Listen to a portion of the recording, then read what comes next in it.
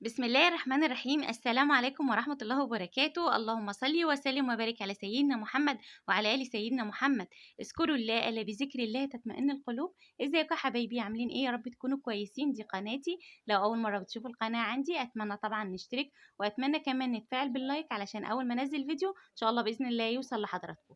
فيديو النهاردة هنعمل إن شاء الله سلسلة كده فيديوهات قصيرة لزيادة الوزن. هنتكلم عن ايه النهارده؟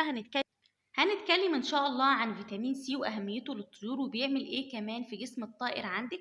اولا فيتامين سي بيعتبر كمان مكمل غذائي للطيور، كمان بيقوي المناعة في فترة الاجهاد خاصة في فترة الحر الشديدة. حلو جدا كمان للناس اللي بتنقل فراخ من مكان لمكان، فبرضه لازم ننزل بفيتامين سي. كمان من اهمية فيتامين سي بيعالج معاكي نزلات البرد، وكمان بيعزز معاكي المناعة، يعني دايما بيرفع المناعة. فيتامين سي حلو جدا معاكي في فصل الصيف وفي فصل الشتاء، احنا بنستخدموه على طول. فيتامين سي ده هيبقى موجود معاكي في البرتقال او السفندي او الليمون، تمام. وفي قراص كمان في الصيدلية البشرية، وفي كمان فيتامين سي بيطري. فحلو جدا. استخدمه امتى؟ استخدمه بعد الاسبوعين هتبداي تدي كده برضو جرعة من فيتامين سي.